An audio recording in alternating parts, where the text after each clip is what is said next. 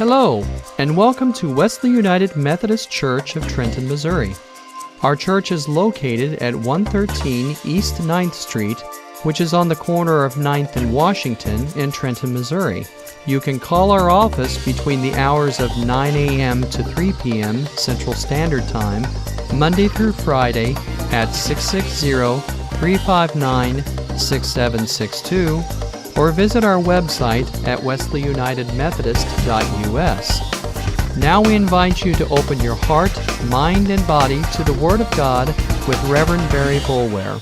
I remind us all that next Sunday is an annual tradition. It will be All Saints Sunday, where we recognize in worship those who have gone before us from earth to heaven. I read first from the Gospel of Matthew. We are in the 7th chapter, and we begin with the 21st verse. Jesus says, "Not everyone who says to me, 'Lord, Lord,' will enter the kingdom of heaven, but only he who does the will of my Father who is in heaven. Many will say to me on that day, 'Lord, Lord, did we not prophesy in your name, and in your name drive out demons and perform many miracles?' Then I will tell them plainly, 'I never knew you. Away from me, you evildoers.'"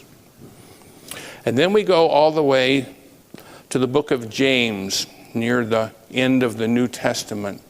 And we are in the 2nd chapter. We'll mention this in just a moment. But there are 4 James that are mentioned in the New Testament. And if we're able to trace this one back to other appearances, we truly have taught over the years of tradition that this James, who wrote this epistle, is the actual brother of Jesus himself. "What good is it, my brothers, if a man claims to have faith but has no deeds? Can such faith save him? Suppose a brother or sister is without clothes and daily food. If one of you says to him, 'Go, I wish you well, keep warm and well fed,' but does nothing about his physical needs, what good is that?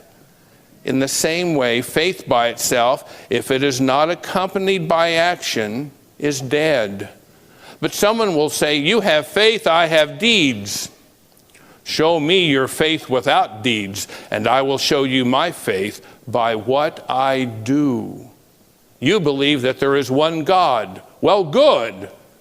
But even the demons believe that there is just one God and shudder." May God bless both of these written words in his book. Please be seated.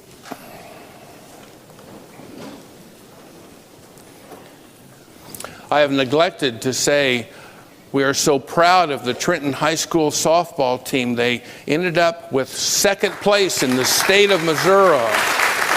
Wow.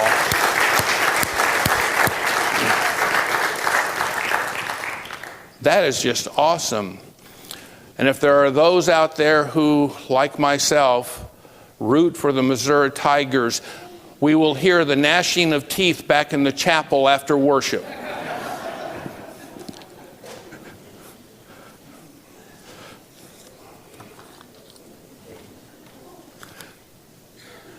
The truth is, some of us were never good enough for our parents, or for our grandparents, or for the person we marry, or for the boss we work for, or for a certain teacher at school, or for, well, you get the idea.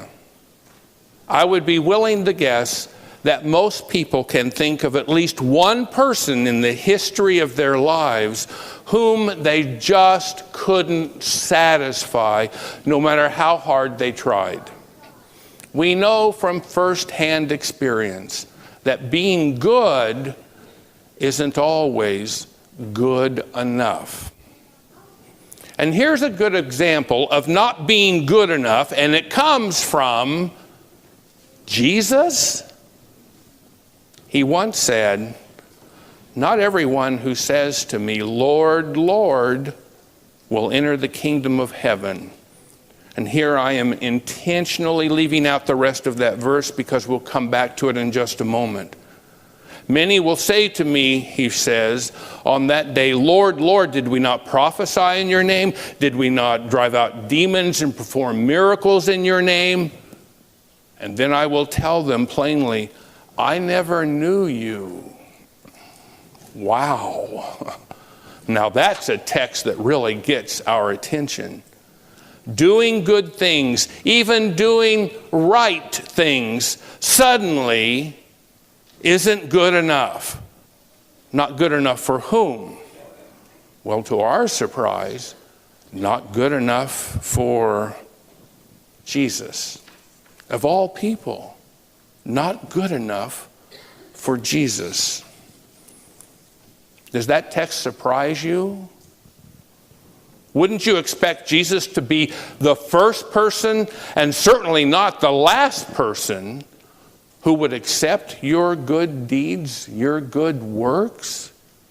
Clearly what Jesus is saying here is that just doing good isn't good enough. And we're caught off guard when Jesus is the one who says that. Now, what was the part that I left out in verse 21? I intentionally left it out. Well, here is that verse in its entirety. Jesus says, not everyone who says to me, Lord, Lord, will enter the kingdom of heaven, but only he who does the will of my Father in heaven. It's that last part of verse 21 that qualifies the first part of that verse. But only he or she who does the will of my Father in heaven. Last week we talked about the will of God, and we discussed God's will in three distinct forms. One form we called the moral will of God. Under this category, we discussed that God knows what you need to know and will get that information to you, and that God knows what you need in order to survive and will get that to you. And both of those fall under the category of morality, God's morality, that God's people must have what they need in order to live. But under this same will, the moral will of God, rests another important feature. God's will is to be reciprocated by our desire to please Him. Pleasing God is part of the moral will of God. The world watches our actions and judges us by those actions. But God doesn't just watch what we do. God looks at our real motives that are found on the inside of us. God looks into our hearts to see why we do what we do. Do we do what we do for the praise of others? Or do we do what we do to please God because that's what we want to do, please God? That's at the heart of the issue here in these two texts.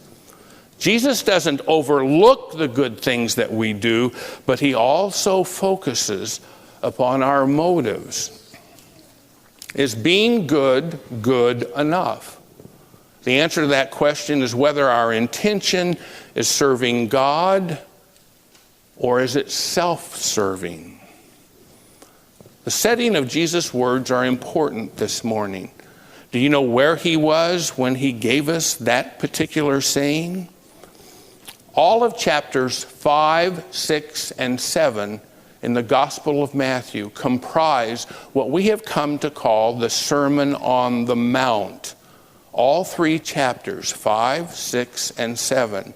And who was with Jesus when he delivered that Sermon on the Mount? Only the disciples. There weren't crowds of people there.